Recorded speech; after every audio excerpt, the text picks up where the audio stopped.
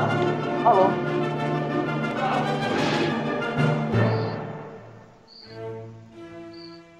Baik, sebelum kita mulai presentasi kita pada hari ini, mari kita awali dengan doa.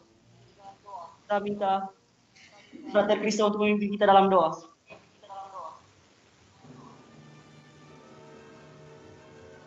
Romo dan teman-teman sekalian, marilah kita mempersiapkan hati untuk berdoa. Dalam nama Bapa dan Putra dan Roh Kudus.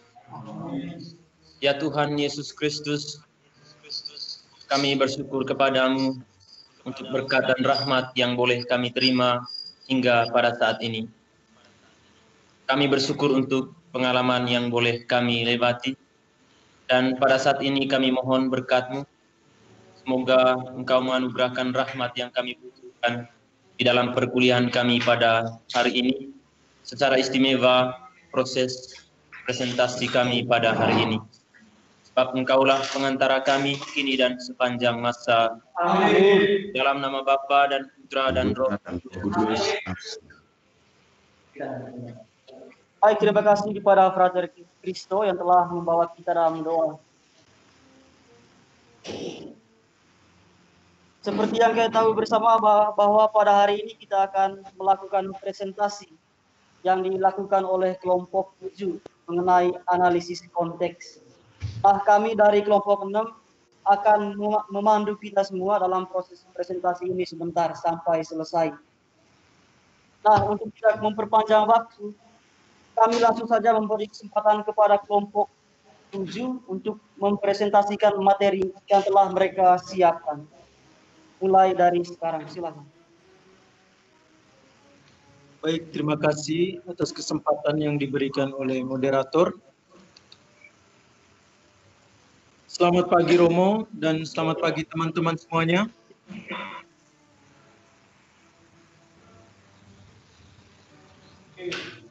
Pada hari ini kita akan mengadakan presentasi dengan tema analisis konteks.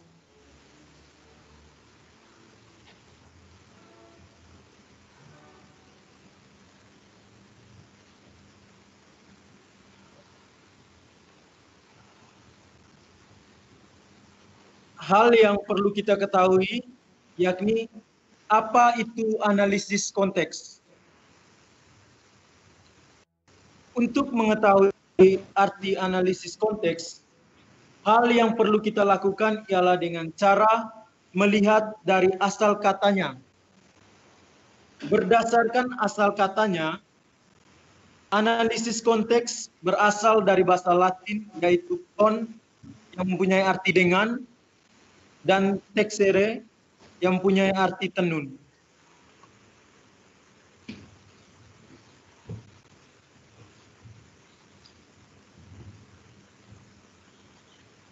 Jadi apabila dipadukan maka kedua kata ini akan memiliki arti terjalin bersama. Teman-teman, selain dari asal kata, kita juga dapat temukan dalam Kamus Besar Bahasa Indonesia. Kata konteks dalam KBBI dijelaskan secara lebih spesifik lagi. Itu teman-teman bisa melihatnya di slide, bahwa merujuk pada bagian suatu uraian atau kalimat yang dapat mendukung atau menambah kejelasan makna situasi yang ada hubungannya dengan suatu kejadian.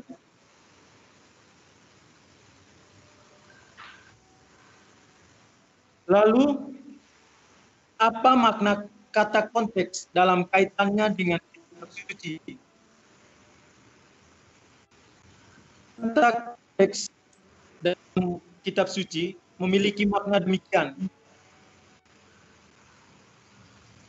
Kata konteks ini menunjukkan hubungan yang menyatukan bagian Alkitab yang ingin ditafsir dengan sebagian atau seluruh Alkitab.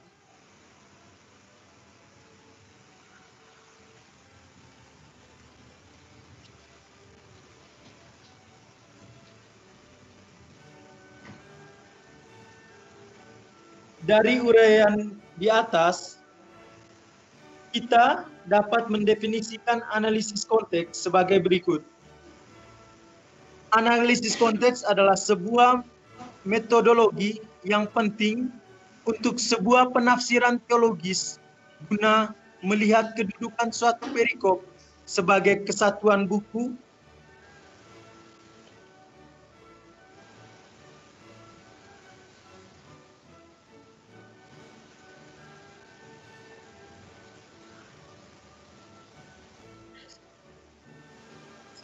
sebagai satu kesatuan buku atau Alkitab yang berhubungan dengan perikop sebelum dan sesudahnya.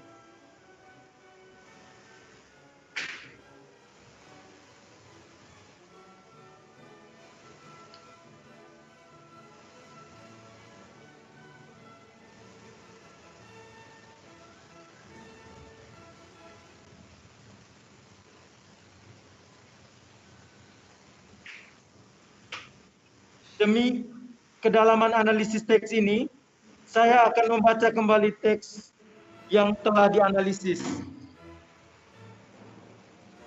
Pengakuan Petrus. Kemudian Yesus beserta murid-muridnya berangkat ke kampung-kampung di sekitar Kaisarea Filipi. Di tengah jalan, ia bertanya kepada murid-muridnya, katanya, "Kata orang, siapakah aku ini?" Jawab mereka, "Ada yang mengatakan Yohanes Pembaptis, ada juga yang mengatakan Elia, ada pula yang mengatakan seorang dari para nabi." Ia bertanya kepada mereka, "Tetapi apa katamu, siapakah aku ini?" Maka jawab Petrus, "Engkau adalah Mesias." Lalu Yesus melarang mereka dengan keras supaya jangan memberitahukan kepada siapapun tentang Dia.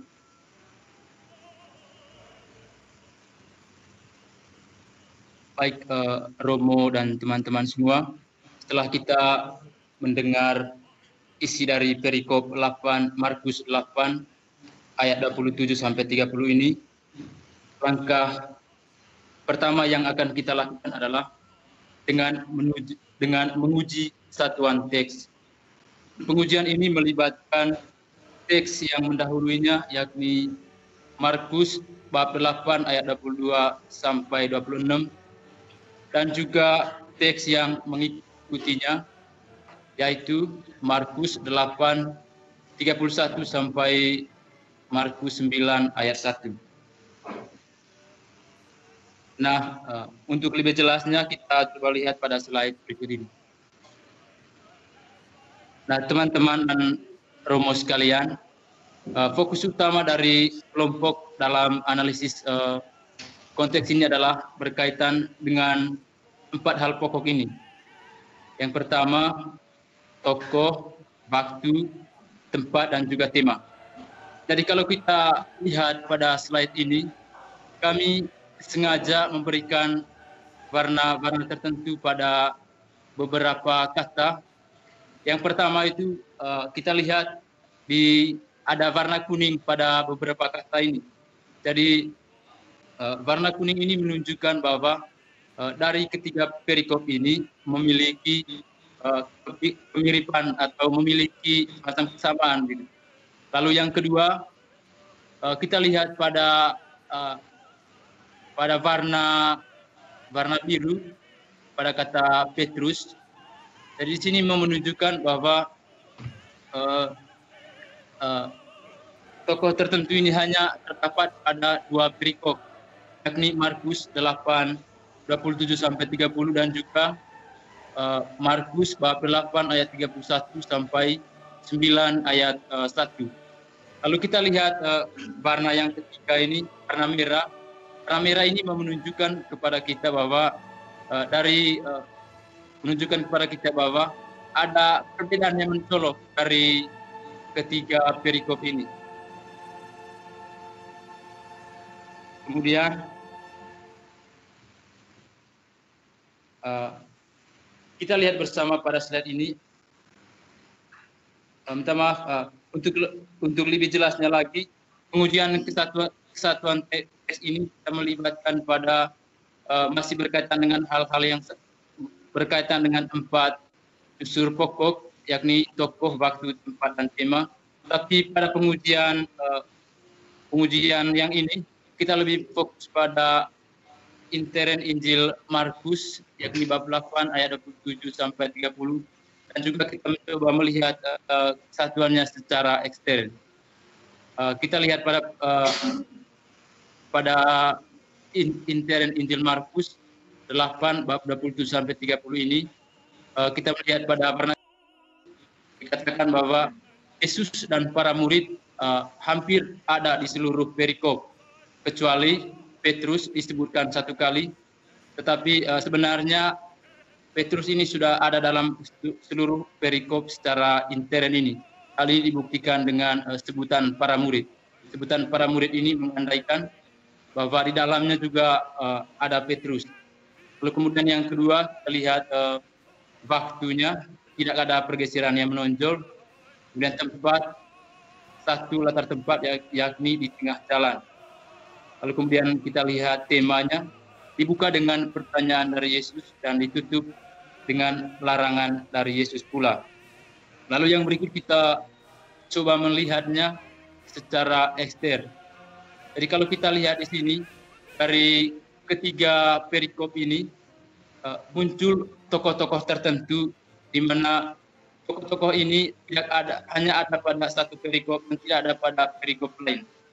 Kita lihat Markus yang pertama itu pada perikop sebelumnya, Markus 8, 22 sampai 26, orang buta dan orang banyak. Lalu itu tidak terdapat pada kedua Injil lainnya.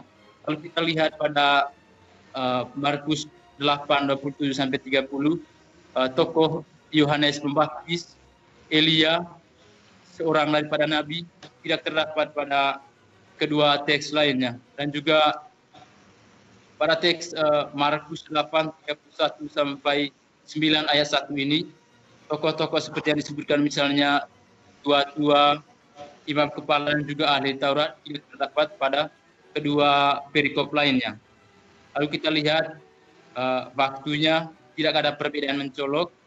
Lalu mengenai tempat, dalam Markus bab 8 ayat 26, Markus bab 8 ayat 22 sampai 26, tempatnya itu di Betsaida. Sementara dalam Markus bab 8 ayat 27 sampai 30 itu tempatnya di tengah jalan, dan itu sama dengan dalam perikop yang mengikutinya, yakni dalam Markus bab 8 ayat 31 sampai 9 ayat 1. Kalau mengenai temanya, dari ketiganya kita lihat ada perbedaan. Yang pertama itu Markus bab 8 ayat 22 sampai 26, temanya Yesus menyembuhkan seorang buta dari Betsaida. Lalu Markus bab 8 27 sampai 30 mengenai pengakuan Petrus.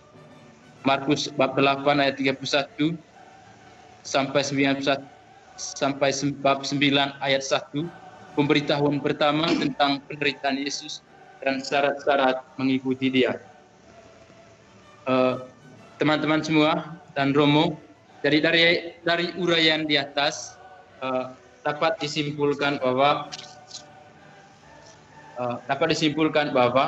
Markus bab 8 ayat 27 sampai 30 ini sesungguhnya berdiri satu kesatuan yang ditujukan secara intern oleh persamaan unsur-unsur dalam teks itu sendiri, dan secara ekstern oleh perbedaan unsur-unsur dari teks yang mendahului maupun teks yang menyusulnya.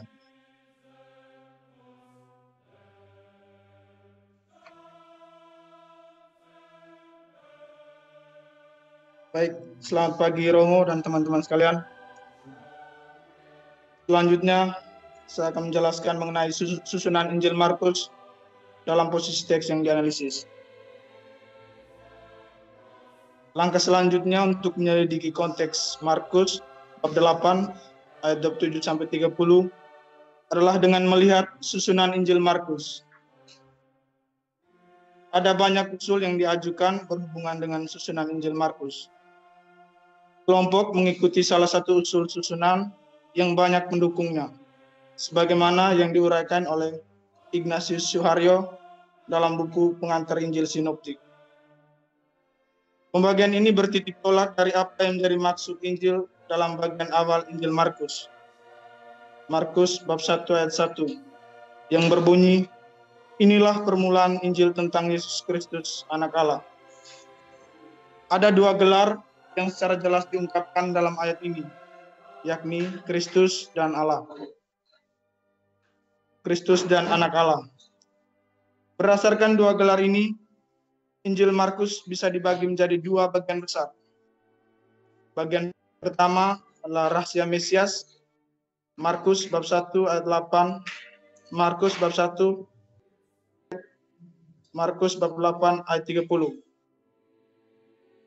Di mana ditampilkan identitas Yesus yang penuh dengan paradoks dan misteri.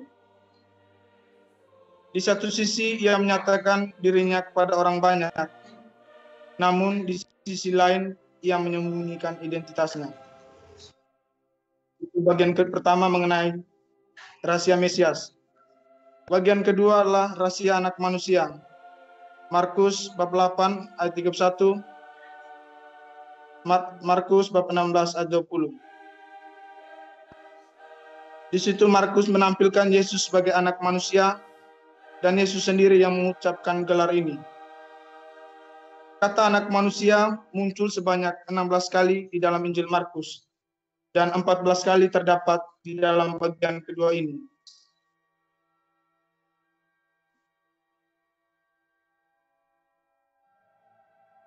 Nah, selanjutnya kita akan melihat bagaimana kedudukan teks dalam keseluruhan Injil Markus.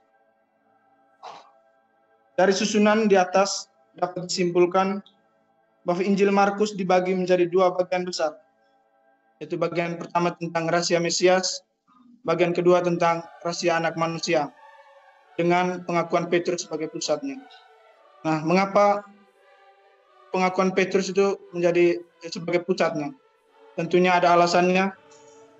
Alasannya, bagian yang sebelumnya itu mengarah ke sana, dan bagian yang sesudahnya mengalir dari sana pula. Maksud dari bagian yang sebelumnya mengarah ke sana adalah bahwa pada bagian awal Injil Markus atau bagian pertama Injil Markus digambarkan atau dijelaskan bahwa Yesus telah melakukan banyak tindakan, namun dia masih menyembunyikan identitasnya. Jadi itu maksud dari bagian yang sebelumnya mengarah ke sana.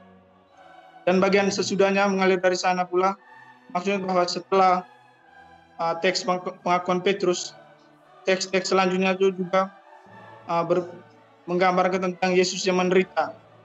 Dan gambaran tentang Yesus menderita ini mau secara tidak langsung menggambarkan bahwa Yesus mau menunjukkan identitas ciri khasnya sebagai Mesias yang menderita. Itu alasan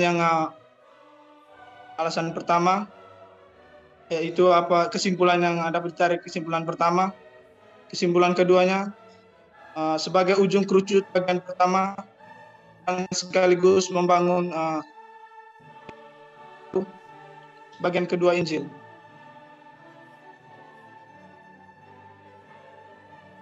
Tahap selanjutnya adalah menguji kesatuan teks pengakuan Petrus, Markus bab 8 ayat 7 sampai 30. Bagian ini sesungguhnya kelanjutan dari bagian kedua tadi. Namun pada bagian ini kriteria pengujiannya akan dilakukan secara lebih detail lagi. Ada dua bentuk pengujian yang akan kita lakukan bersama. Pertama, analisis konteks dekat.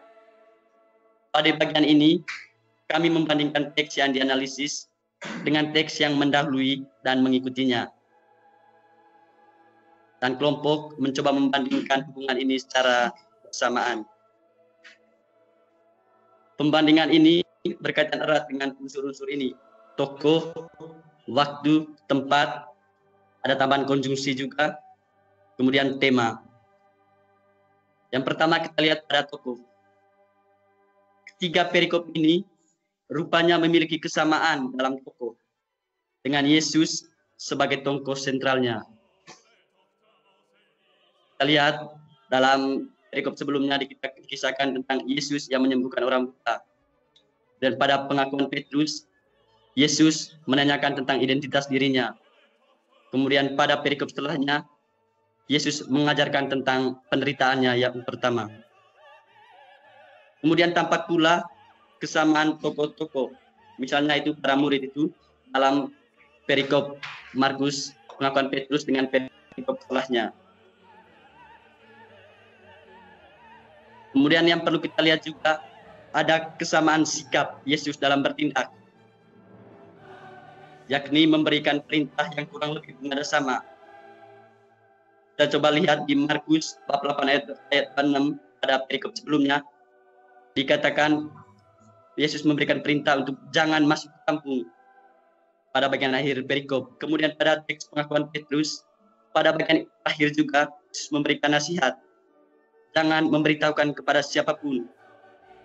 Nah, dan pada perikop selanjutnya juga pada perikop yang mengikutinya, pada bagian akhir kita temukan kata dia harus menyangkal dirinya.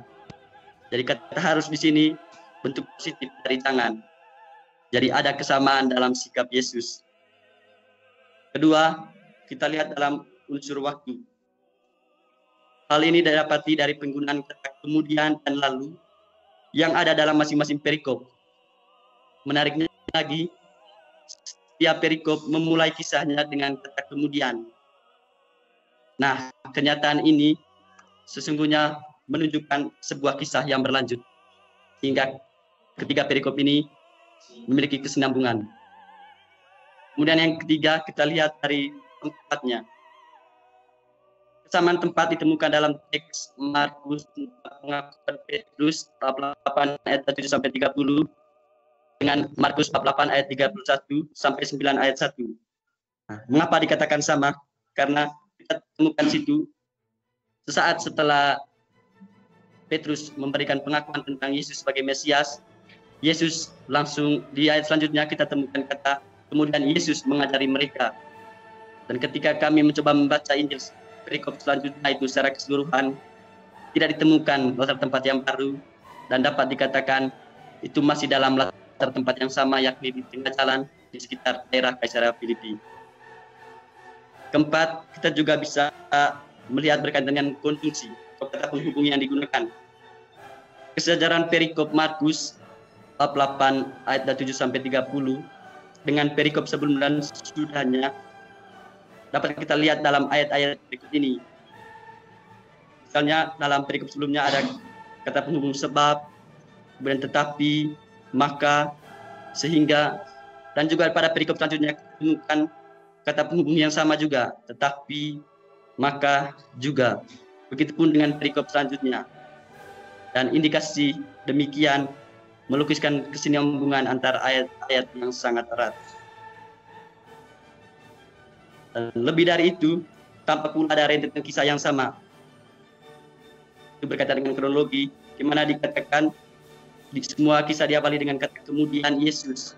Yesus yang bersabda, kemudian Yesus dan para murid berjalan, kemudian Yesus mengajari para murid, diawali dengan kata kemudian. Dan pada bagian akhir sama-sama diakhiri dengan Yesus yang memberikan nasihat. Nah, inilah yang menunjukkan kesejajaran dari ketiga perikop ini. Perikop Markus tentang pengakuan Petrus dengan perikop sebelum dan perikop sesudahnya. Kemudian kelima, yang paling kentara adalah mengenai tema. Kita tahu bersama bahwa tema Markus 8 ayat 7 sampai 30 ini tentang pengakuan Petrus akan gelar Yesus sebagai Mesias. Nah, apa hubungannya dengan perikop sebelumnya tentang tema Yesus menyembuhkan seorang buta di Betsaida? Untuk dapat melihat kesinambungan ini, kita melihat bahwa tokoh sentral dalam teks sebelumnya adalah orang buta. Nah, kita lihat tema dalam perikop sebelumnya, yakni orang buta ini. Dalam Yesaya sebenarnya sudah memberikan gambaran yang jelas tentang Mesias, bahwa yang dilakukan Mesias pada saat itu adalah adanya penglihatan orang buta. Kemudian dapat disimpulkan bahwa pada saat itu Petrus juga ada di situ, sehingga bisa jadi dengan kesaksiannya melihat penglihatan orang buta ini, maka muncullah gelar Mesias yang disampaikan oleh Petrus pada teks pengakuan Petrus ini. Jadi itulah hubungannya dengan tema yang pertama. Jadi tema orang buta menjadi landasan bagi Petrus untuk mengungkapkan Yesus sebagai Mesias. Kemudian apa hubungannya dengan tema yang selanjutnya? Markus bab 8 ayat 31 sampai 9 ayat 1 ini. Kita lihat tema sentral dalam perikop selanjutnya itu adalah tentang salib, Yesus yang menderita. Nah, hubungannya sangat erat. Salah satu ciri mendasar dari ciri kemesiasan Yesus adalah bahwa dia akan menderita dan salib. Jadi, dalam hal ini, tema dalam pengakuan Petrus, bab 8 ayat 7 sampai 30, sesungguhnya berkaitan erat dengan teks sebelum dan teks sesudahnya. Itu adalah pengujian dengan cara yang pertama. Dapat disimpulkan bahwa secara analis dekat, teks pengakuan Petrus ini berkaitan erat dengan teks sebelum dan sesudahnya. Yang berikut kita lihat analisis konteks jauhnya. Tidak dapat disangkal bahwa ditemukan beberapa tokoh dalam Markus bab 8 ayat 7 sampai 30 yang tidak ditemukan dalam teks sebelum ataupun sesudahnya. Kita lihat ada yang diungkapkan oleh para murid itu, yakni Yohanes Pembaptis, kemudian Elia, seorang dari para nabi. Teks-teks ini tidak ditemukan dalam teks sebelum dan sesudahnya. Tapi kalau kita membaca keseluruhan Injil Markus, kurang lebih ada beberapa titik. Di situ dikatakan tentang Yohanes Pembaptis, Elias, seorang dari para nabi. Nah, kita dapat lihat di slide, di situ kami tampilkan ayat-ayatnya. Kemudian teks lain yang dapat menjadi rujukan ialah tentang Yesus dimuliakan di atas gunung. Itu dalam Markus bab 9 ayat 2 sampai 13. Jadi dapat disimpulkan teks pengakuan Petrus ini tetap pantas dikatakan berciri satu kesatuan. Kemudian kita lihat juga dalam teks pengakuan Petrus itu ada rupa pertanyaan Yesus demikian. Tetapi apa katamu, siapakah aku ini? Nah, pertanyaan ini bertemu dalam teks sebelum dan sesudahnya. Tetapi sebenarnya pertanyaan ini sudah disampaikan pada bagian-bagian awal, mungkin dalam formulasi yang berbeda. Jadi di situ kami tampilkan beberapa formulasi lain yang kami baca dari teks Markus ini, yang sesungguhnya juga itu bernada sama, menanyakan tentang siapakah Yesus itu. Kita bisa lihat bersama di slide, ataupun di teks yang sudah kami bagikan. Itu sangat jelas dikatakan tentang pertanyaan yang mengarah ke siapakah Yesus itu. Kemudian yang paling istimewa adalah mengenai pengakuan Petrus itu sendiri. Engkau adalah Mesias. Nah, sekarang gelar ini tidak ditemukan dalam teks sebelumnya. Tapi kebanyakan para ahli, secara khusus yang kami sebutkan ini, Brede, teolog asal Jerman. Jadi dia menegaskan bahwa gelar ini sebenarnya sudah diungkapkan secara rahasia pada teks sebelumnya. Tetapi sesungguhnya itu secara jelas mengatakan Yesus sebagai Mesias. Lagi-lagi hanya karena dirahasiakan. Kita dapat lihat teks-teksnya di situ. Saya tidak perlu membacanya lagi. Kemudian dilihat dari susunan Injil Markus juga. Kalau lihat membacanya secara keseluruhan, bagian pertama dan bagian kedua, sesuai dengan pembagian Injil Markus. Nah, dapat disimpulkan bahwa bagian pertama, judul program itu, mendapat jawabannya pada pengakuan Petrus. Yang sudah dijelaskan sebelumnya tadi. Dan bagian kedua nanti, tentang pengakuan anak manusia itu, disampaikan oleh kepala pasukan. Yang mengatakan, sungguh engkau adalah anak Allah. Kemudian yang berikut, kita juga lihat, pengakuan Petrus itu juga menjadi jawaban atas apa yang diserukan Yohanes Pembaptis. Dalam Markus bab 1 ayat 7. Itu sudah dikatakan tentang akan ada yang berkuasa, yang lebih daripada Yohanes Pembaptis.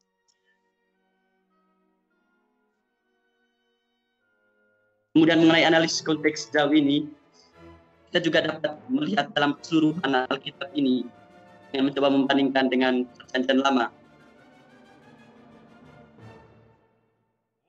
Kita lihat dulu dari asal kata Mesias ini. Mesias ini berarti yang diurapi. Nah, ada yang diurapi sudah terdapat dalam Perjanjian Lama. Namun sebutannya waktu itu berbeda. Yakni ada sebutan raja, imam, nabi.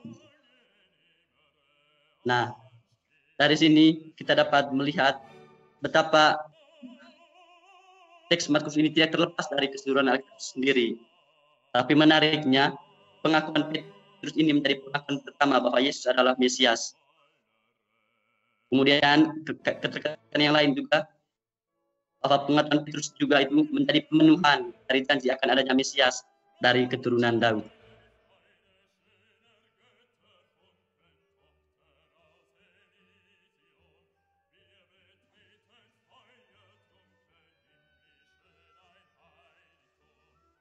Langkah berikut yang akan kita lakukan adalah fungsi teks dalam keseluruhan Injil Markus. Nah, untuk mengetahui fungsi teks dalam keseluruhan Injil, perlu dicerna secara intens mengenai keseluruhan Injil tersebut. Artinya, penting melihat konteks historis atau historitas Injil Markus. Nah, secara singkat dapat dikatakan Injil Markus ini ditulis oleh Markus pada tahun 64 sampai 65 atau tahun 66 sampai 70 Masehi. Kemudian umat yang dituju jemaat di Roma, lalu situasi umat pada waktu itu adalah sedang dalam penganiayaan oleh Romawi, pemerintahan Romawi. Nah, mengenai ketiga hal yang pertama ini kami tidak perlu menjelaskannya secara panjang lebar karena ini sudah kita dapatkan pada saat pengantar Perjanjian Baru. Lalu fokus kami adalah tentang tujuan dari penulisan Injil Markus ini. Seperti kita lihat di sini, tujuan dari penulisan Injil Markus ini adalah pengajaran tentang arti percaya dan mengikuti Yesus. Lalu pertanyaan selanjutnya adalah, apa hubungannya dengan teks Markus bab 8 ayat 27 sampai 30? Sederhananya dapat dikatakan demikian. Pada bagian awal Injil Markus ditampilkan Yesus yang berkuasa menyembuhkan dan berbagai karya yang menunjukkan kemesiasannya. Namun identitasnya tetap disembunyikan. Dan puncak dari segalanya itu adalah pada saat pengakuan Petrus dalam Injil Markus bab 8 27 sampai 30 ini. Jadi dapat dikatakan bahwa arti percaya adalah percaya akan Yesus sebagai Mesias.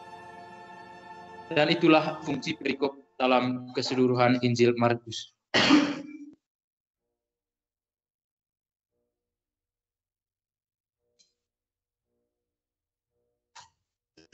Baik teman-teman, maka kesimpulan yang dapat ditarik dalam pengenalan konteks historis dan lebih lagi berdasarkan data-data pengujian di atas ialah bahwa teks pengakuan Petrus berdiri satu kesatuan.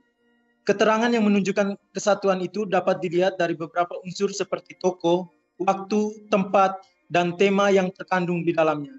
Analisis konteks dekat telah membuktikan bahwa tidak ada perbedaan yang mencolok dari unsur-unsur ini, baik dalam teks sebelum maupun teks yang mengikutinya.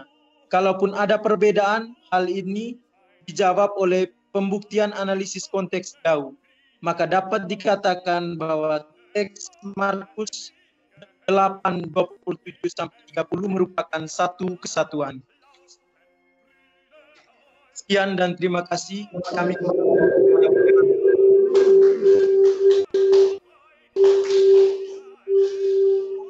Baik, terima kasih kepada mempresentasikan materi mereka.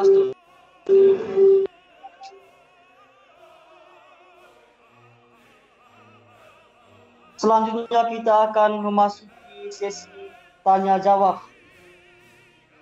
Namun sebelumnya saya mengingatkan sekali lagi untuk para petugas yang sebagai notulis, penjaga waktu, dan juga peserta untuk berpartisipasi aktif dalam sesi ini. Nah, selanjutnya saya akan memberi waktu sepenuhnya kepada kelompok 2 yang bertugas sebagai penyanggah mulai dari sekarang.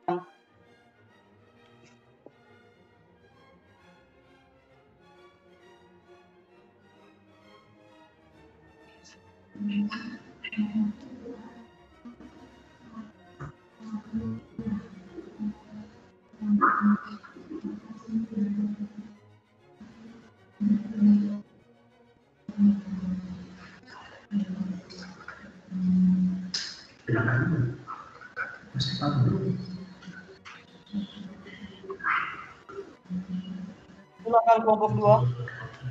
Apakah suara kami terdengar?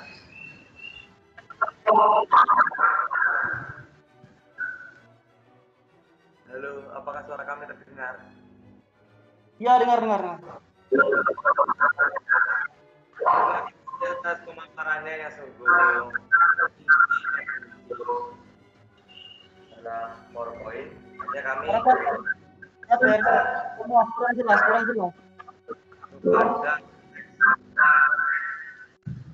Kurang jelas. kurang jelas. Ya, kurang jelas. Oh, diulang.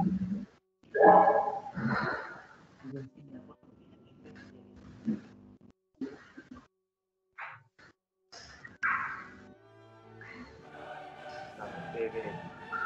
Jelas suara saya, suara kami.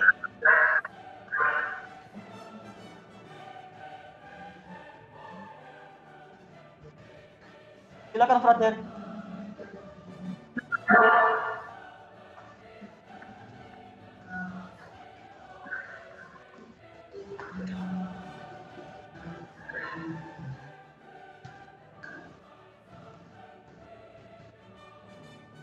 Halo.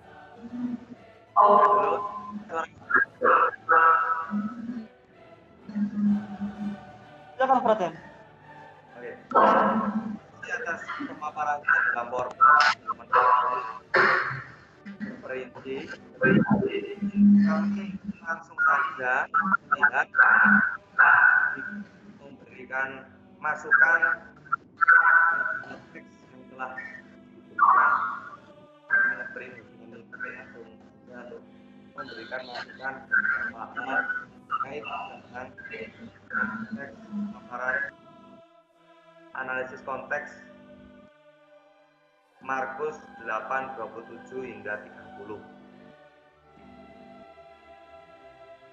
Adapun koreksi-koreksi ataupun masukan-masukan dari kami akan disampaikan oleh saudara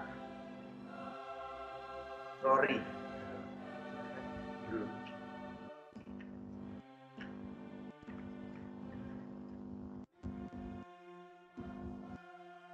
Halo.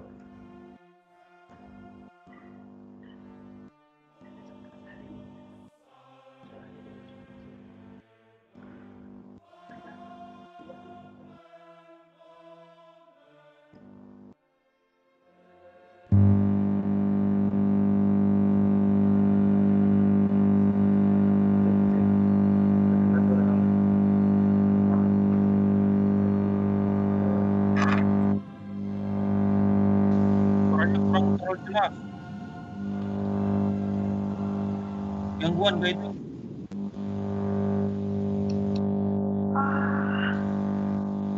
Suaranya menggeram, Frater.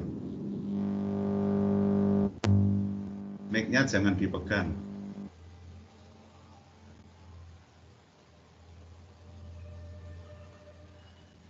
Halo, Karmel.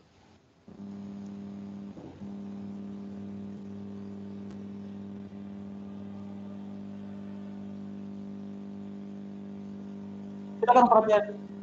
Silakan.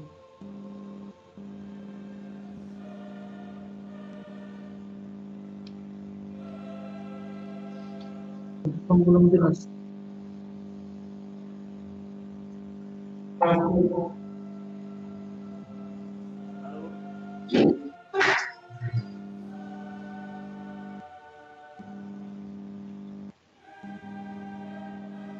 Ya,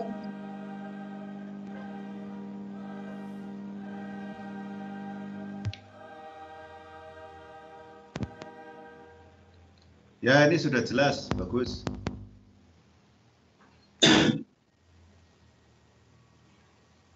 Coba bicara sekarang, silakan.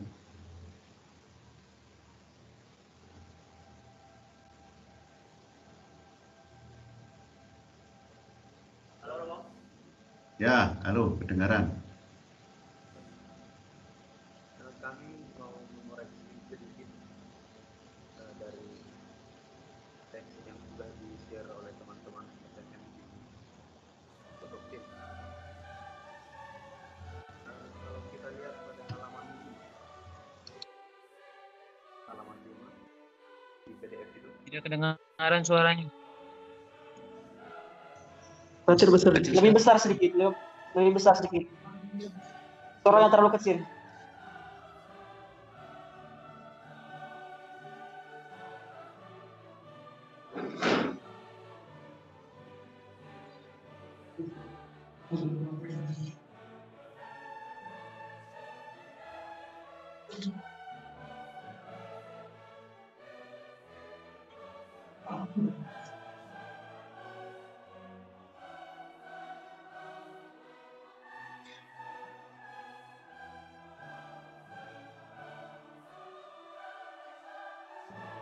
Pada bagian analisis konteks, saya rasa perlu dilakukan koreksi karena di situ ditulis tahap berikutnya yang kami lakukan adalah menguji kesatuan perikop. Mengapa perlu dikoreksi? Karena jika diperhatikan lagi pada halaman 2 para pemerasarang sudah memberi semacam kesimpulan begitu bahwa perikop ini merupakan satu kesatuan baik secara intern maupun eksternal. Saya rasa di situ perlu ditambahkan bahwa yang mau diuji itu bukan kesatuan lagi, bukan kesatuan perikop, tetapi hubungannya dengan perikop yang mendahului dengan perikop yang mengikuti.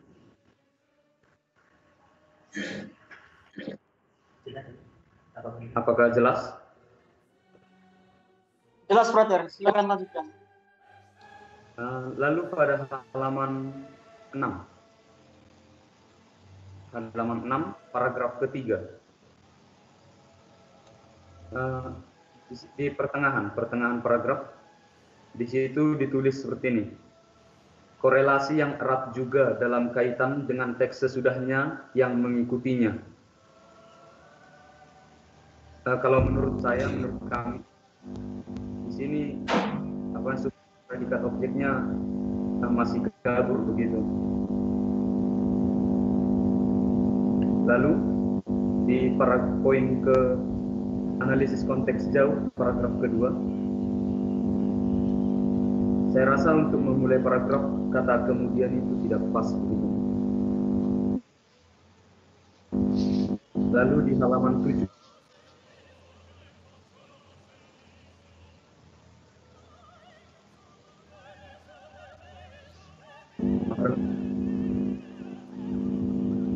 Paragraf ketiga. Nah, di situ tertulis begini. Suaranya putus-putus, bro. Apa? Suaranya putus-putus.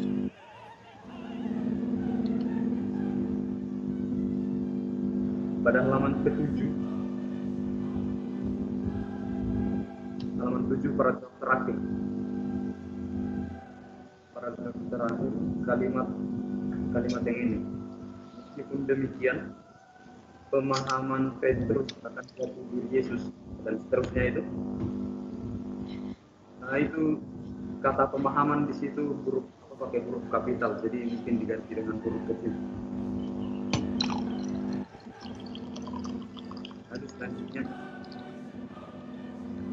di halaman 8. Halaman 8. Dari kami penjaga waktu hanya memberitakan bahwa waktu sanggahan 15 menit.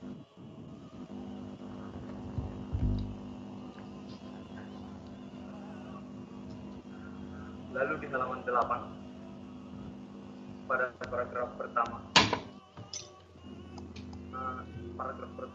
kalimat kedua terakhir tertulis, tradisi gereja menganggap Markus sebagai pengarang Injil yang mendasar pada keterangan Papia.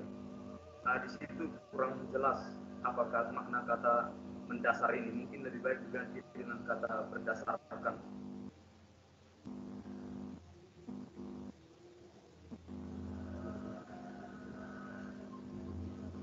Itu untuk koreksi teks dari kami. Kalau memang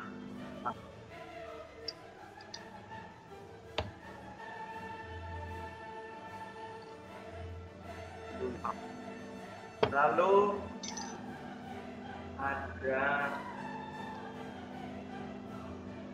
ada beberapa sanggahan dari kami.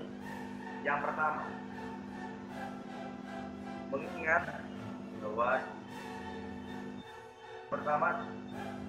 para saudara tadi memaparkan bahwa memiliki kesatuan utuh, kesatuan tema dari awal, dari ayat yang mengikuti, perikop yang mendahului hingga perikop yang mengikuti.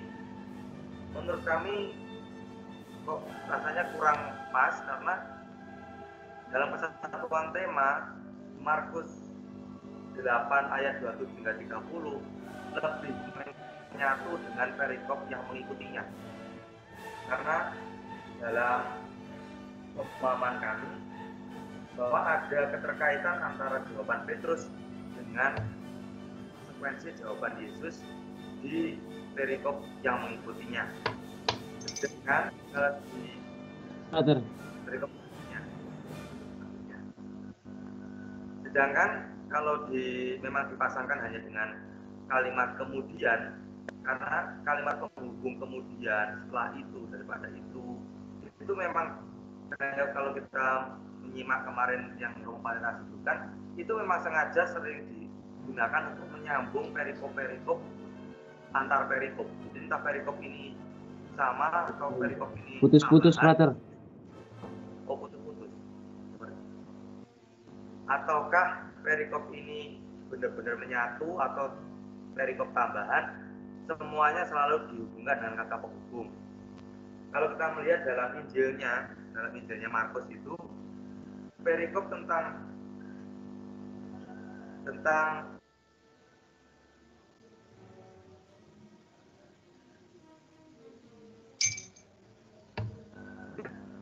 penyembuhan orang buta itu tidak ada paralelnya dengan Injil sinoptik yang lain. Sedangkan pengakuan Petrus ada. Pengakuan Petrus ini Matius, Lukas. Lalu Sisa waktu untuk sanggahan tinggal 6 menit lagi. Jadi mohon dipersingkat. Penderitaan Matius, Lukas lagi. Jadi menurut kami lebih menyambung kepada perikop sesudahnya, bukan perikop sebelumnya. Bagaimana, Karmel? Sudah? Tinggal 6 menit.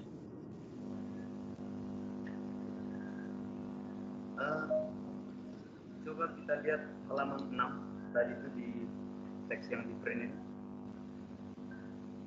Di situ dikatakan bahwa perikop Markus yang sedang kita analisis ini memiliki kesejajaran dengan perikop sebelum dan sesudahnya. Sementara bagi saya tidak mungkin, karena tadi para frater sendiri sudah mengatakan bahwa perikop ini merupakan puncak, ujung kerucut. Jadi tidak mungkin punya kesejajaran dengan perikop yang lain. Lalu kalian juga mengutip dari halaman yang sama ayat dari Yesaya. Padahal kita sedang membahas konteks dekat. Apakah itu tidak terlalu jauh? Apakah itu memang bisa dimungkinkan? Lalu pada halaman 7 paragraf terakhir ditulis bahwa pemahaman Petrus belum sempurna sebagaimana tampak pada bagian selanjutnya. Nah, jadi yang mau saya tanya, di bagian mana disebutkan dalam kitab Markus, Injil Markus, bahwa Petrus akan mempunyai pemahaman yang sempurna?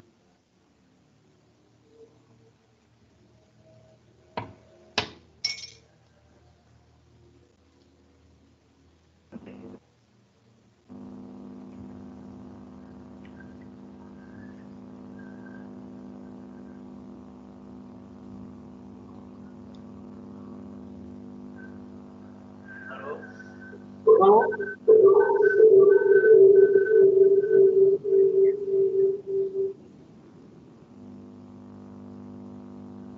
Bagaimana Saudara Karmel, apakah sudah selesai tanggapannya?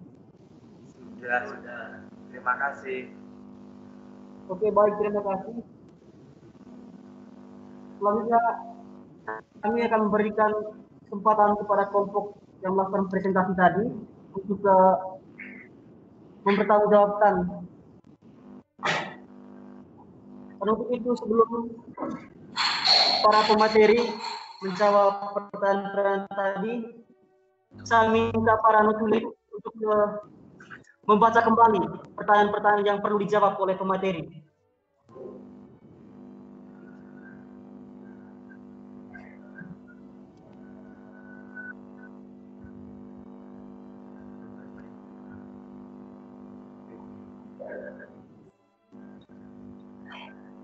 Kami mohon maaf, penjelasan yang diutarakan oleh Frater Karmel tadi kurang jelas kami dengar. Soalnya jaringan kami juga bermasalah di sini.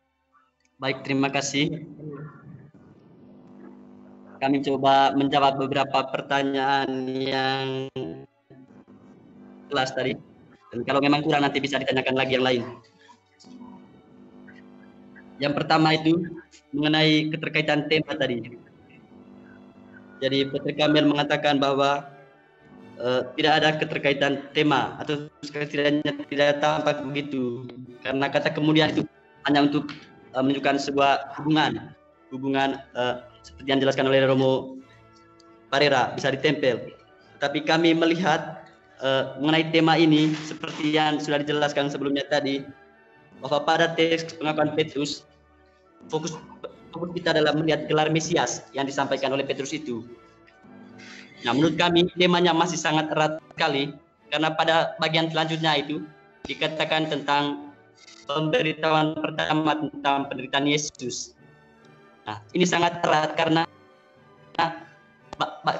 identitas Mesias itu harus menyata nanti dalam penderitaan, karena untuk itulah Mesias ada.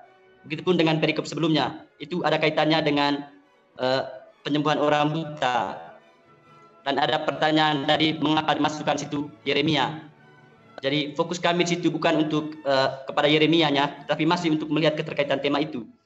Dan kata Yeremia di situ kami muncul sebagai pembandingan bahwa orang buta di sini itu dapat dijadikan sebagai semacam bahan refleksi bagi Petrus, sehingga dia bisa mengatakan Mesias itu Yesus itu adalah Mesias. Dan dia berani mengatakan itu, kita dapat mengamini bahwa Petrus pun mengetahui tentang kitab-kitab Perjanjian Lama. Nah, dia mengetahui itu dan dia tahu bahwa Mesias itu adalah seorang yang mampu menyembuhkan orang buta. Sehingga ketika pada konteks sebelumnya dia melihat bagaimana Yesus menyembuhkan orang buta, maka kelompok meyakini bahwa itu adalah sebuah pengalamannya yang kemudian memungkinkan dia untuk mengatakan bahwa memang Yesus adalah Mesias karena dia mampu menyembuhkan orang buta. Menurut kami keterkaitannya itu masih sangat jelas.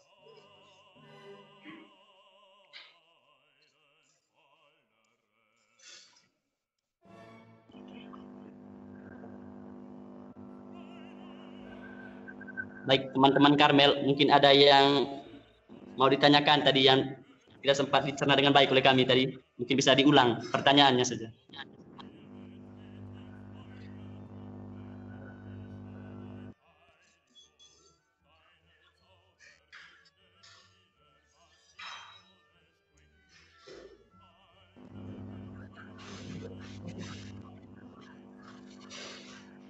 Masih ada dua lagi yang belum terjawab. Oh ya, silakan.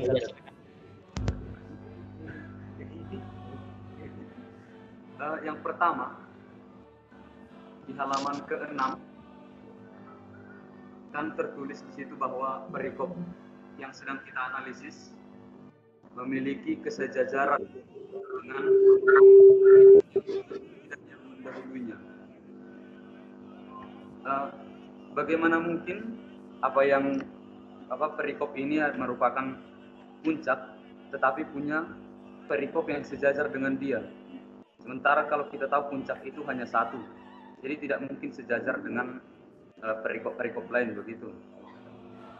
Atau mungkin bisa dijelaskan apa maksud kata kesejajaran di sini. Lalu yang kedua, di halaman 7 paragraf terakhir itu pemahaman Petrus belum sempurna sebagaimana akan tampak pada bagian selanjutnya. Lalu yang mau saya tanyakan, di bagian mana dalam Injil Markus disebutkan bahwa pemahaman Petrus akan kemesiasan Yesus sudah sempurna? Terima kasih. Terima kasih, Frater. Mengenai pertanyaan pertama tadi, mengenai kata kesejajaran. Apakah sudah jelas? Baik, mengenai kata kesejajaran, jadi maksud kami menggunakan kata kesejajaran itu untuk melihat kesatuan ini. Memang mungkin kata tetapnya kesinambungan, tetapi kesejajaran yang dimaksud adalah bahwa pada teks sebelumnya itu diawali dengan kata kemudian diawali oleh kisah Yesus yang beri nasihat, itu sejalan dengan pengakuan Petrus, di mana pada pengakuan Petrus nanti Yesus mulai dengan kata kemudian dulu, kemudian Yesus, dan diakhiri dengan Yesus yang memberi nasihat. Jadi kata kesejajaran di sini maksud kami mau menunjukkan bahwa kesinambungan kisahnya.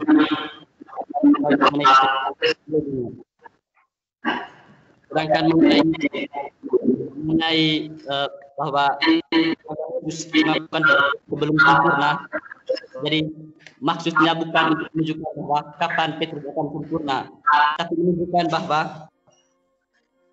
gelar Yesus yang disampaikan Petrus bahwa Yesus adalah Mesias itu didasari oleh pengalaman Petrus tentang melihat mujizat-mujizat yang dilakukan Yesus. Tetapi satu hal yang dia lupa tentang penderitaan Yesus. Nah, dan pada bagian sebelumnya itu kita lihat bahwa Yesus itu akan menyampaikan tentang penderitaannya.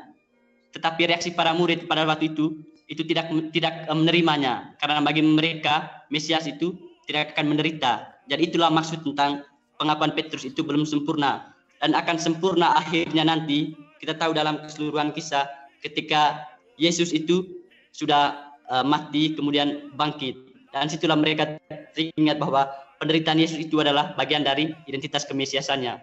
Sehingga pengakuan Petrus di sini kami maksudkan untuk menegaskan bahwa gelar Mesias yang disampaikan oleh Petrus masih akan semacam menimbulkan pertanyaan lagi pada saat teks-teks selanjutnya tentang peristiwa salib Kristus itu. Terima kasih.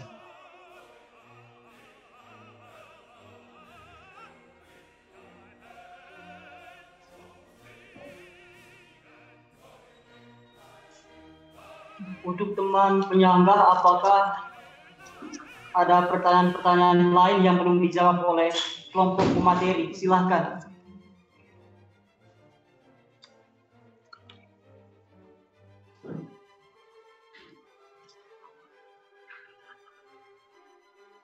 Halo.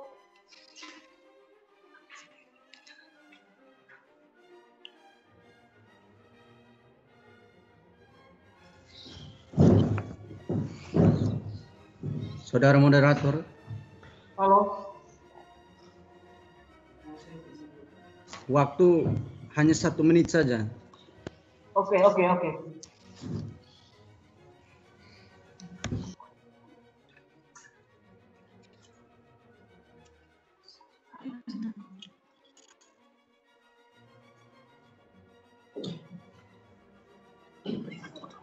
Baik, untuk waktu selanjutnya karena tinggal 1 menit lagi, kalau memang tidak lagi tanggapan dari kelompok penyangga, sepenuhnya kita akan berikan kepada Romo. Dan sebelum itu, kita mendengar dari kelompok yang bertugas sebagai notulis untuk membacakan kembali seluruh rangkaian apa yang kita telah bahas pada kesempatan ini. Saya berikan kesempatan sebelum ke Romo nanti.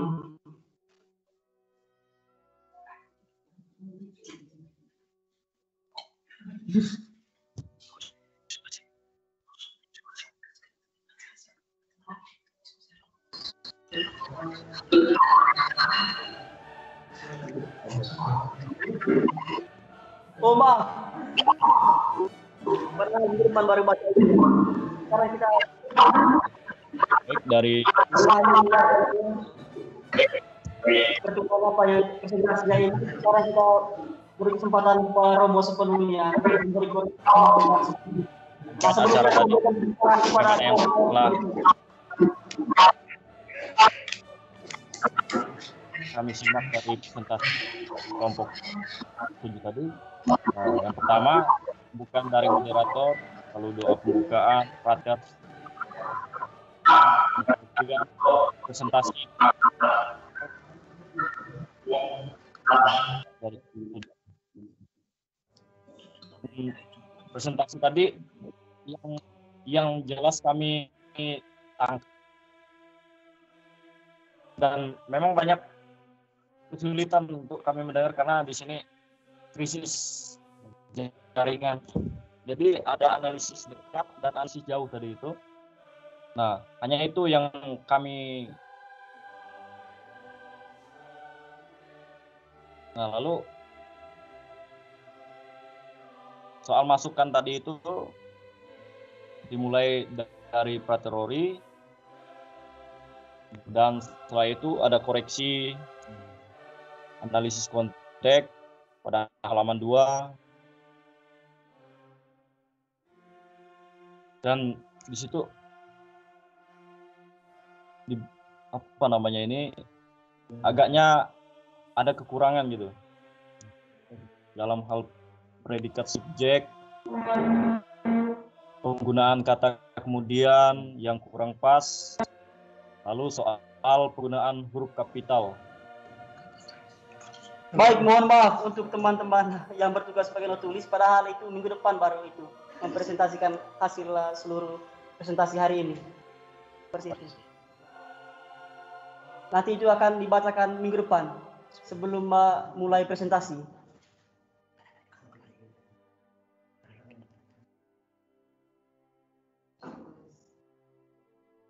Baik, ada pertanyaan dulu untuk Romo. Kita sampai jam berapanya, Romo? Maksudnya untuk presentasinya ini, untuk diskusinya.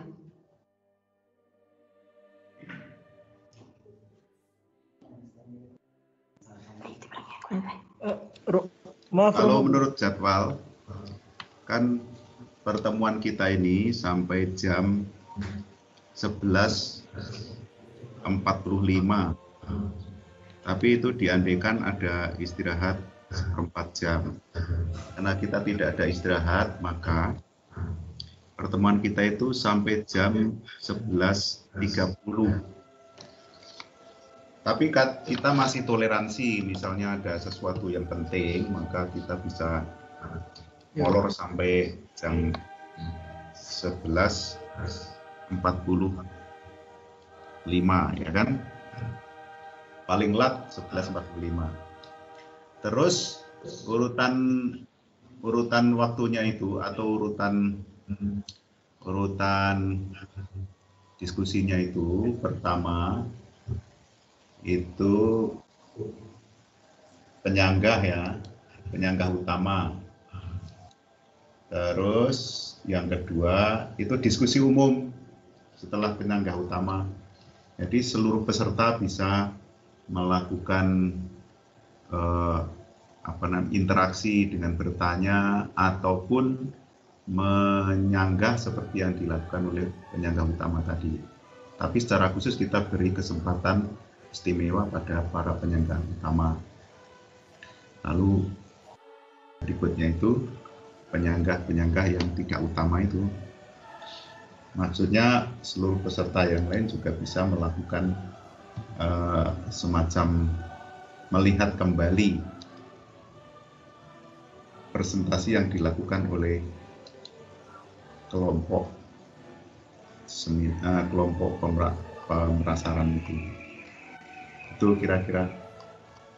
Yang terakhir baru diberikan kesempatan pada Romo. Alokasi waktunya waktu itu sudah saya berikan atau belum?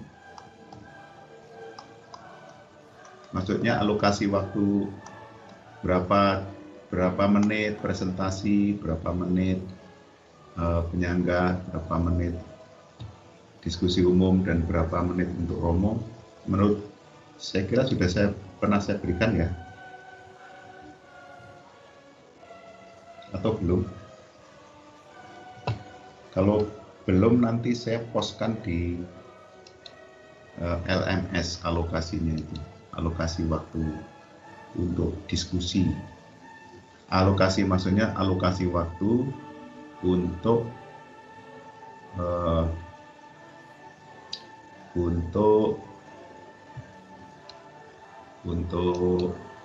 seminar ini, bukan hanya diskusi saja. Gitu. Terus karena sekarang ini sudah jam 11:12 dan waktunya tinggal 17 menit lagi, maka diskusi umum mungkin kita pending ya. Lalu akan saya beri masukan, rupanya kita tadi awal-awal itu masih kesulitan melakukan share screen. Jadi kita butuh waktu lama untuk share screen. Nanti akan saya bikinkan tutorial di YouTube bagaimana cara share screen supaya kita semua bisa melakukan dengan lebih baik.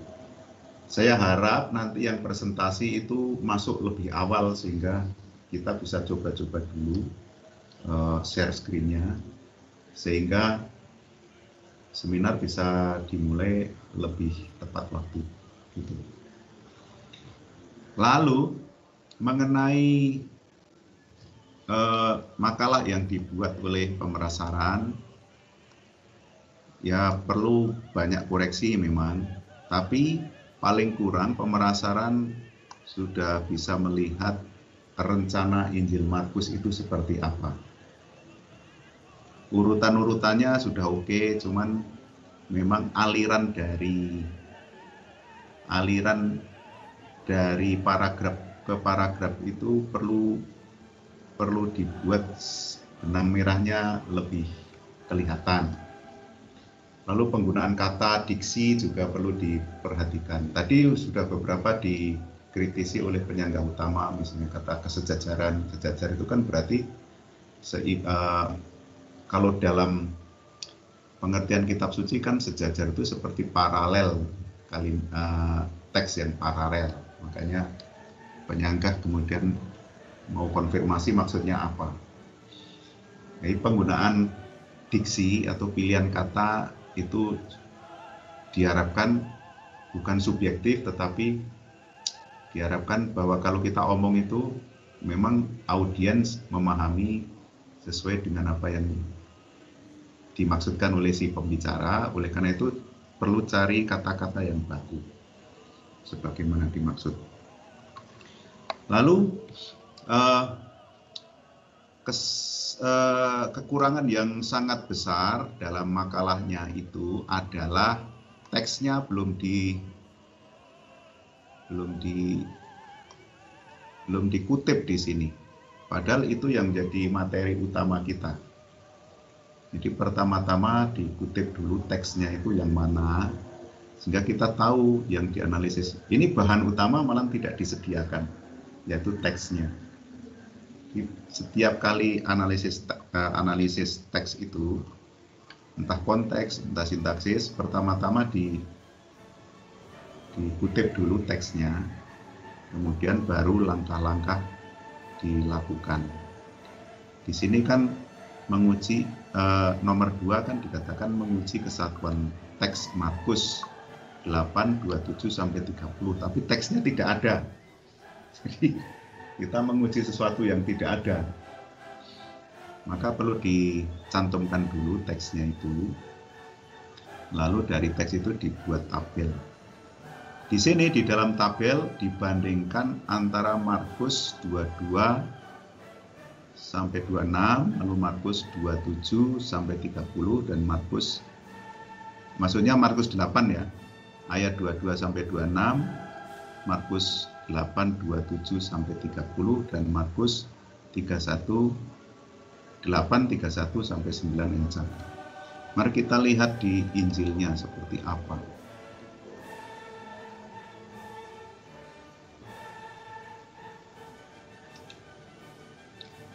mulai dari ayat 22.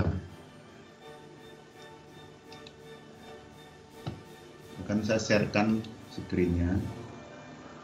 Ayat 22.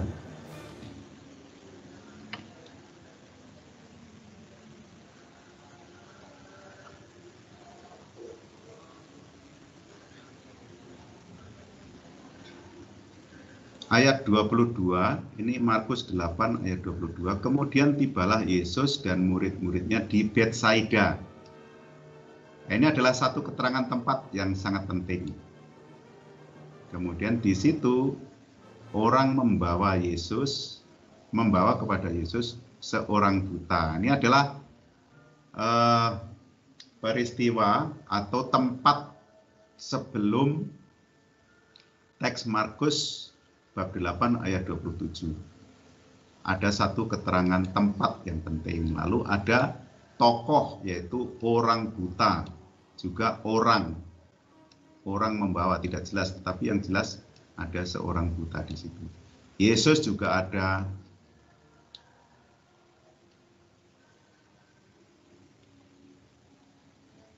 Lalu mulai ayat 27, jadi ayat 26 yang menjadi penutup dari perikop sebelumnya. Sesudah itu Yesus menyuruh dia pulang ke rumahnya dan berkata, jangan masuk kampung. Di sini di atas ada kata kampung toh, dan membawa dia keluar kampung. Jadi Yesus memegang tangan orang buta itu dan membawa dia keluar kampung. Ini adalah satu semacam bingkai ya, keluar kampung. Lalu ayat 26 dikatakan jangan masuk kampung. Selesai. Jadi antara 22 sampai 26 itu satu kesatuan perikop yang disatukan oleh peristiwa Yesus menyembuhkan orang buta. Orang buta itu, jadi tempatnya di Betsaida. Lalu ada orang membawa orang buta kepada Yesus. Lalu Yesus membawa keluar kampung. Orang buta itu sembuh. Lalu meminta supaya jangan masuk kampung. Ini dia selesai dia. Inilah satu kesatuan yang dimaksud itu. Tokohnya ada, yaitu orang buta. Tempatnya ada, Betsaida. Lalu peristiwanya ada, yaitu penyembuhan. Dan ada pesan supaya di luar kampung itu jangan masuk kampung. Itu satu kesatuan.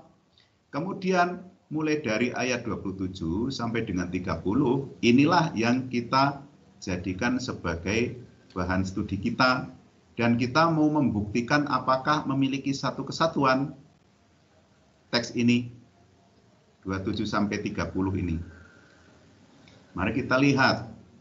Kemudian Yesus beserta murid-muridnya berangkat ke kampung-kampung di sekitar Kaisaria Filipi. Lihat, yang perikop sebelumnya keterangan waktunya adalah di Betsaida. Lalu di sini ternyata sudah pindah keterangan waktunya, yaitu sekitar Kaisaria Filipi. Untuk mengetahui itu, kalian perlu melihat peta geografi di mana Betsaida itu dan di mana Kaisaria Filipi itu. Betsaida itu di pinggir Danau Galilea, sedangkan Kaisaria Filipi itu naik ke atas di sumber dari Sungai Yordan. Sedangkan Danau Galilea itu merupakan muara, salah satu muara dari Sungai Yordan. Kaisaria Filipi adalah salah satu sumber dari Sungai Yordan, asal-usul mata air Sungai Yordan. Jadi lumayan jauh, meskipun tidak jauh-jauh amat, tapi lumayan jauh. Daerahnya sudah beda. Jadi dilihat dari tempat teks sebelum dan teks sebelumnya ini terpisah dari teks Markus 8, 27 sampai 30 ini. Sudah terpisah dia. Lalu kita lihat, apakah tokohnya juga sudah beda. Kampung-kampung sekitar Kaisaria Filipi. Lalu di tengah jalan ia bertanya kepada murid-muridnya. Orang buta tadi sudah tidak ada.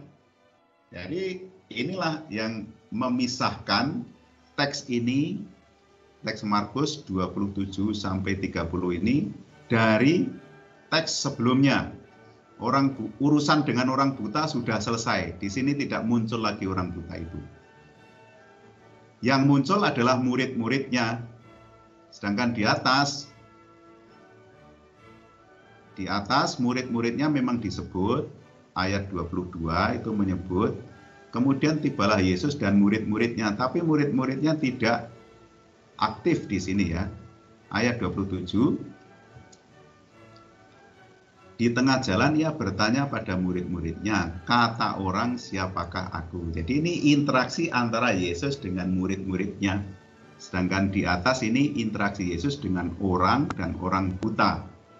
Yesusnya masih ada, murid-muridnya masih ada, tetapi perbedaannya adalah di ayat 27 orang buta itu sudah tidak terlibat lagi. Lalu ayat 28, jawab mereka. Jadi ini dialog antara Yesus dengan para murid. Mereka menjawab, ada yang mengatakan Yohanes Pembaptis, ada juga yang mengatakan Elia, ada pula yang mengatakan seorang dari para nabi. Ini adalah kata orang tentang Yesus. Lalu Yesus melanjutkan, ia bertanya kepada mereka, tetapi apa katamu, siapakah aku ini? Maka jawab Petrus, engkau adalah Mesias.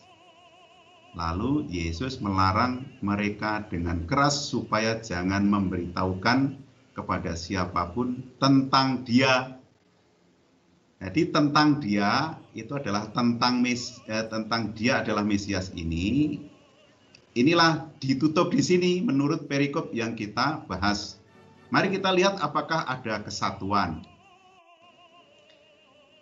Di sini kesatuan tempat, sampai di sini tidak pernah berpindah tempat, yaitu di Kaisarea Filipi dan di tengah jalan, dan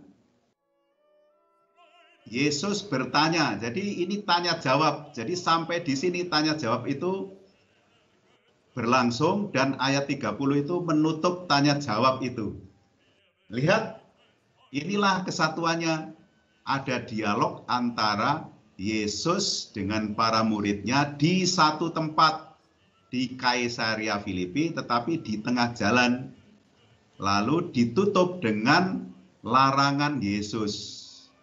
Dibuka dengan Yesus yang sampai di suatu tempat, ditutup dengan Yesus melarang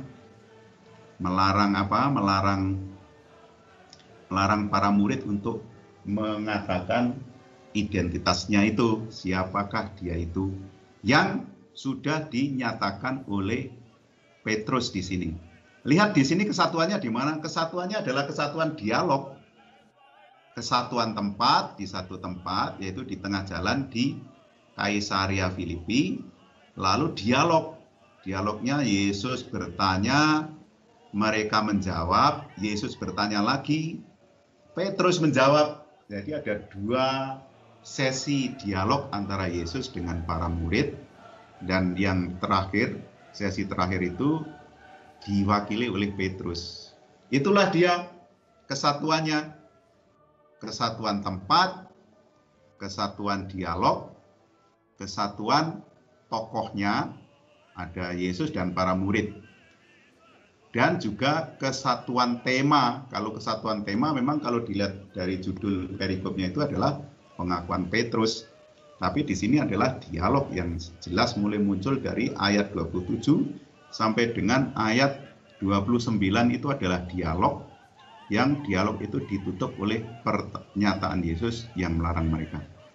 Itu kesatuannya.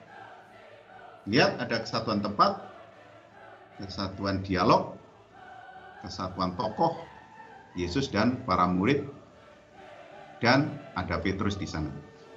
Lalu, masih 4 menit lagi ya. Ayat yang kita bandingkan lagi tadi adalah ayat 31 sampai dengan bab 9 ayat 1. Ini panjang berarti ya.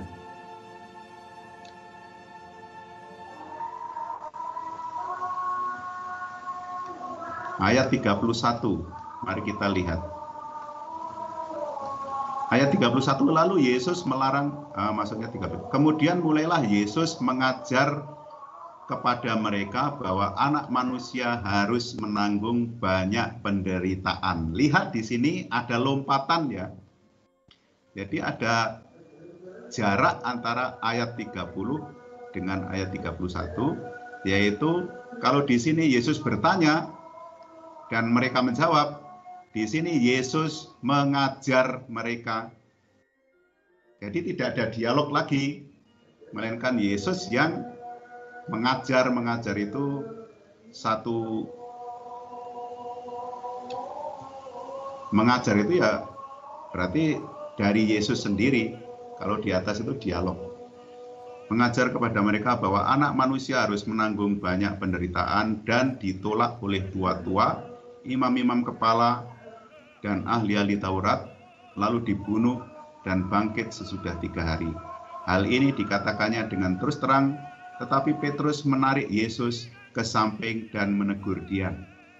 Maka berpalinglah Yesus dan sambil memandang murid-murid, ia memarahi Petrus, katanya, "Enyahlah iblis, sebab engkau bukan memikirkan apa yang dipikirkan Allah, melainkan apa yang dipikirkan manusia."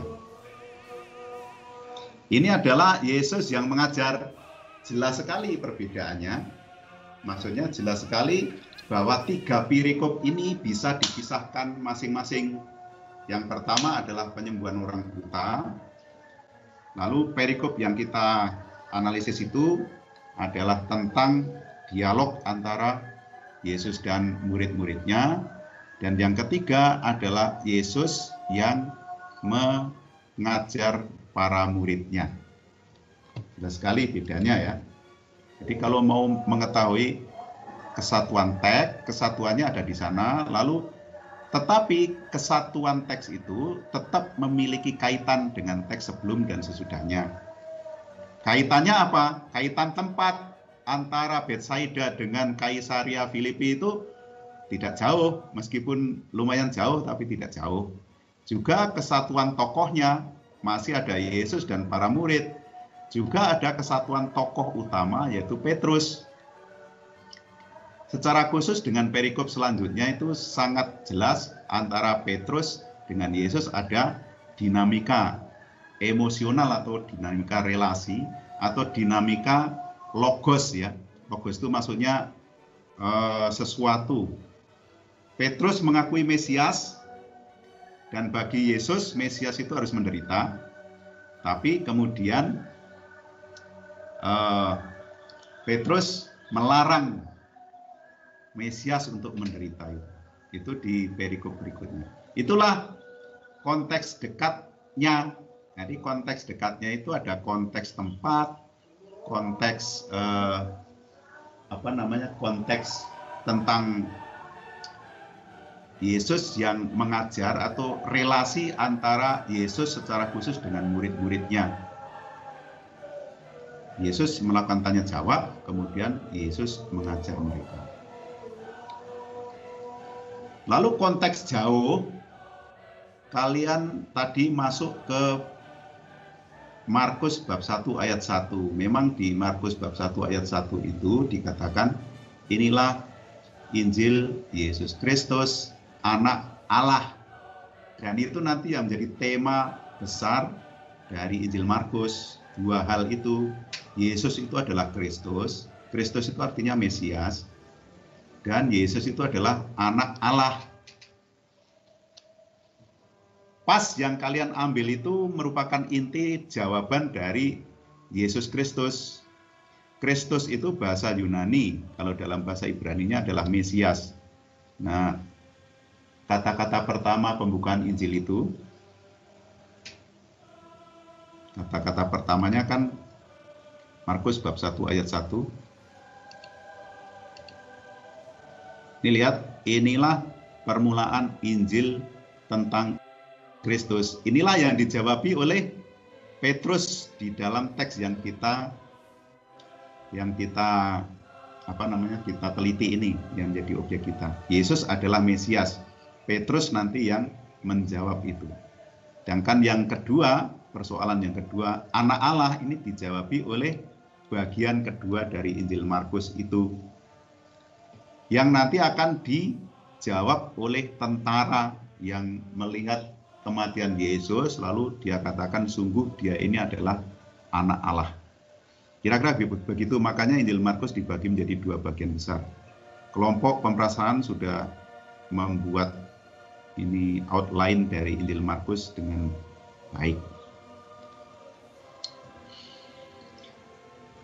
Itulah konteksnya. Jadi konteksnya itu adalah konteks tentang Mesias. Tadi pemerasaran melihat konteksnya justru dari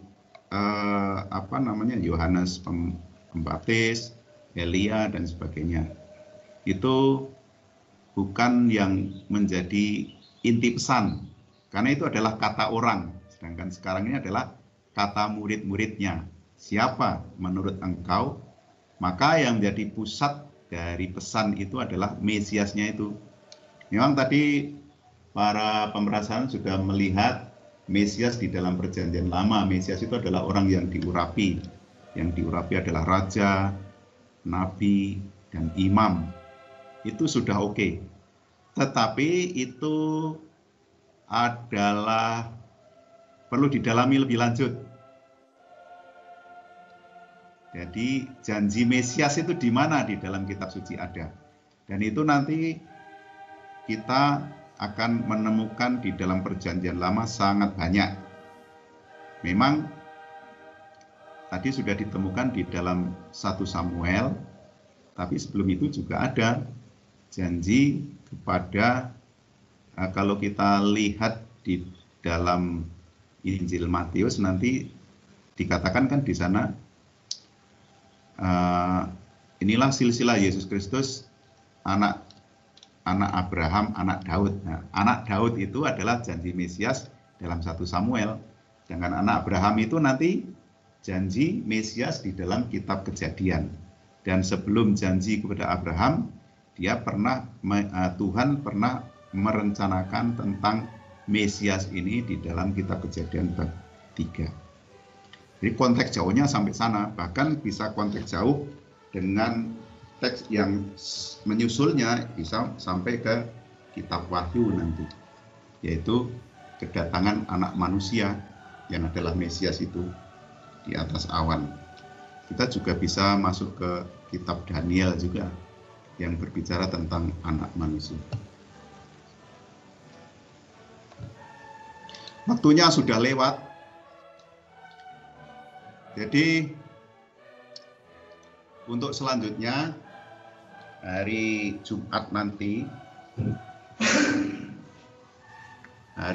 nanti yang bertugas adalah kelompok 2 yang presentasi dengan tema analisis sintaksis, yaitu Canisius Catur Christian, Martinus Rasa, Yosef Adi Yugo Prakoso, dan Rory Prima Denny Simbolon.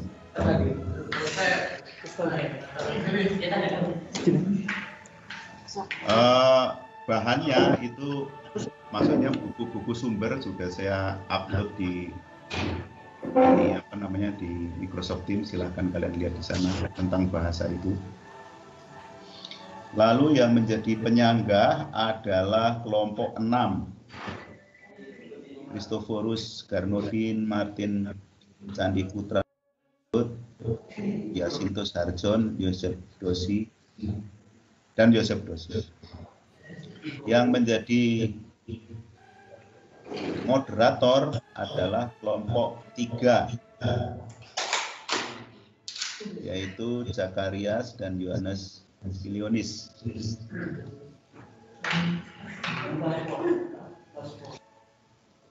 Lalu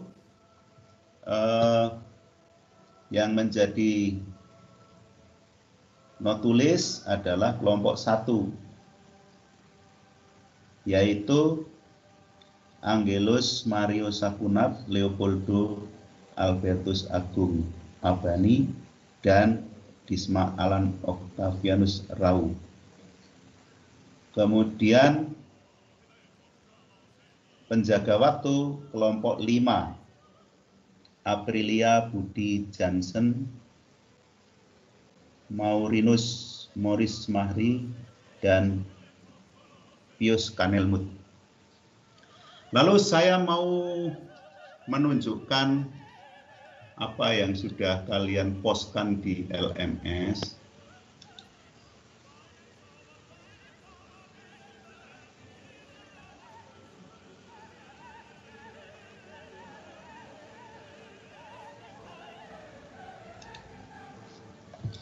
Ini yang dipostkan oleh pemerasaran. Kalau saya lihat di file,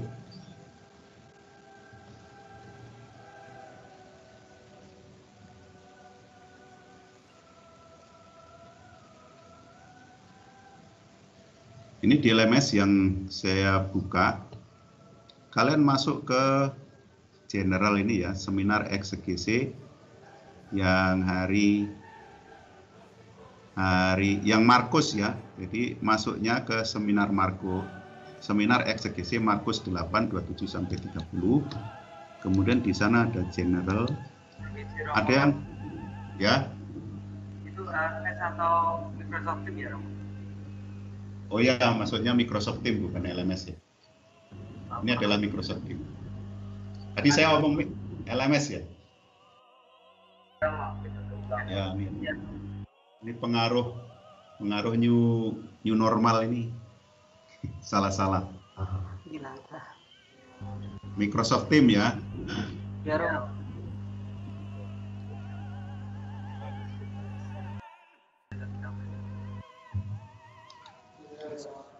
Di Microsoft Teams ini, lalu dilihat di pos, ada yang masukkan di pos, tapi sebaik ini, misalnya Yohanes Filionis Deres Lagadoni dimasukkan di pos. Sebaiknya jangan dimasukkan di pos, tapi di file ya. File ini. Lalu dari file ini, kalian masukkan di, bukan di general, tapi di analisis yang bersangkutan. Di sini kan ada namanya itu channel, analisis konteks, dimasukkan di analisis konteks. Klik dulu di analisis konteks, kemudian klik filenya, akan muncul. Ini sudah ada banyak yang sesuai ya di analisis konteks. Nanti di analisis sintaksis masuknya juga di klik di channel analisis sintaksis. Lalu klik file di sini, lalu upload.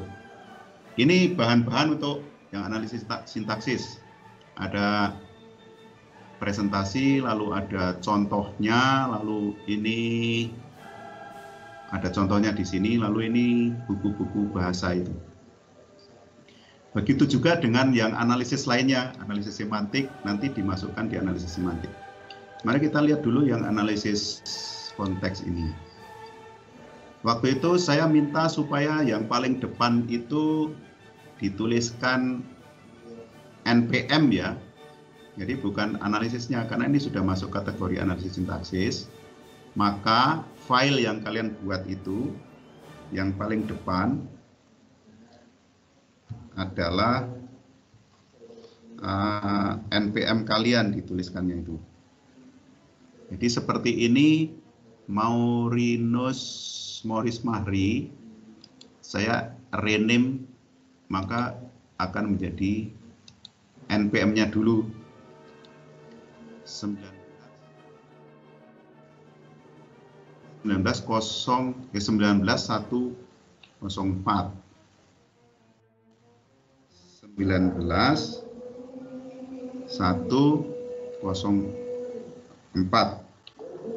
Lalu analisis konteks, lalu nama.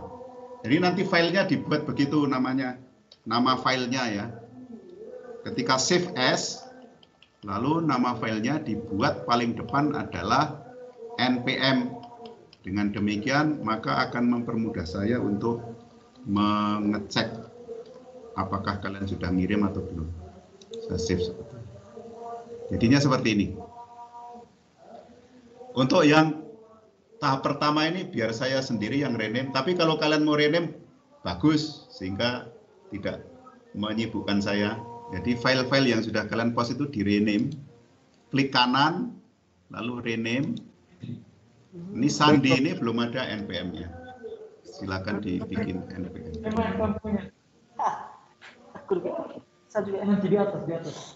Di atas. Ini ada banyak yang belum mengirimkan. Ini ada di sini baru 1, 2, 3, 4, 5, 6, 7, 8, 9, 10, 11, 12, 13, 14. Peserta kita lebih banyak daripada 14. Jadi baru sekitar berapa kelompok yang membikinkan 5. Berarti baru 19. Masih ada 5 lagi yang belum mengirimkan di tempat yang benar di sini. Saya kira semuanya bisa ngirim ya. Kalau belum punya akun sendiri-sendiri bisa menggunakan akun umum di komunitas kalian. Untuk selanjutnya nanti akan saya buatkan tutorialnya ya. Itu untuk sharing screen. Baik, kita sudah lewat waktunya, lewat banyak sekali, sudah 43. Romo, ya. Tadi yang nama Elfriedus Cancang dengan Crispianus Sare tadi Romo belum sempat masukkan ini presensi karena kesibukan untuk masuk ke ini tadi Microsoft Team. Jadi Romo bisa bantu untuk masuk menulis hadir di situ. Sama juga dengan saya Romo Bisma Alan. Saya ini dulu ya. Saya panggil dulu satu-satu. Elfriedus Cancang ada? Ada. Lavianus Muwa? Ada. Crispianus Alfa M. Sahri? Ada. Hadir Romo. Tunggu sebentar.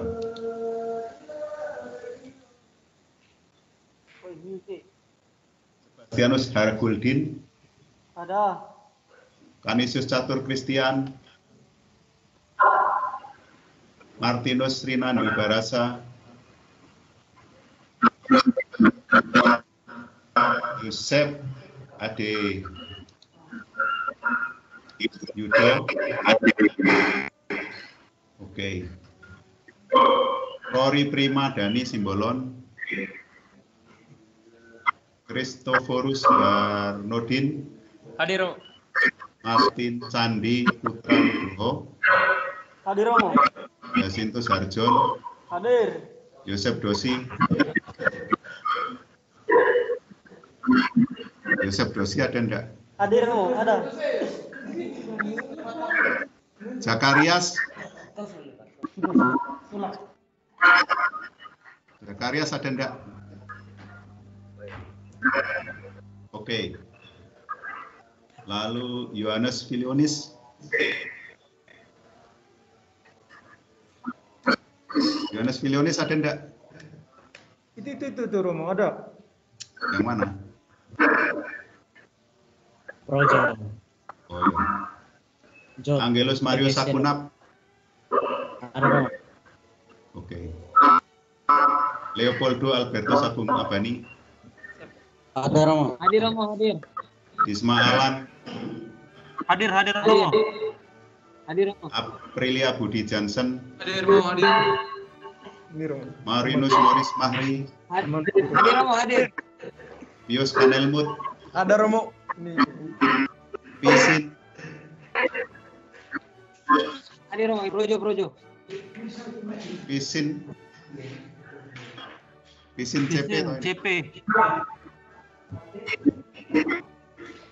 Stefanus Henju? Hadir Romo. Oke. Baik, saya buat cara dari saya tulis semua. Sekarang saya kembalikan pada moderator. Permisi Romo. Ya silakan. Permisi sakit Romo.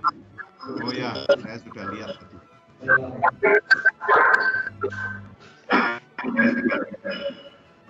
Silakan saya kembalikan waktunya kepada Baik, terima kasih moderator. teman-teman dan juga Romo atas kesempatan. Mari kita sekali lagi berikan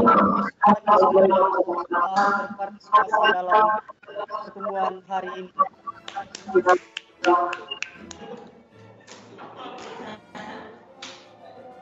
Selanjutnya kita mengakhiri pertemuan ini dengan tanda kemuliaan Tuhan. Marilah kita berdoa dalam nama Bapa dan Putra dan Roh Kudus. Amin.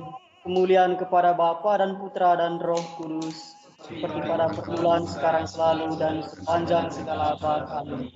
Dalam nama Bapa dan Putra dan Roh Kudus. Amin. Sampai jumpa. Oke.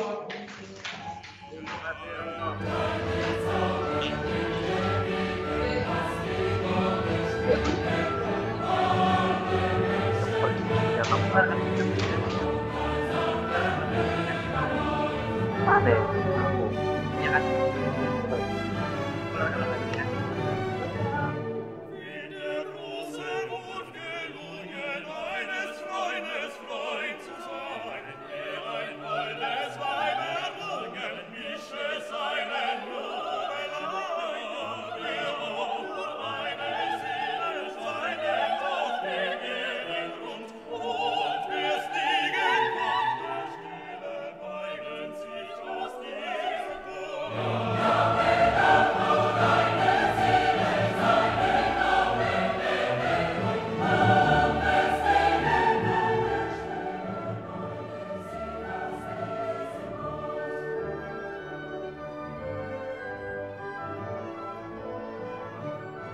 Freude trinken alle Wiesen an dem Brüder.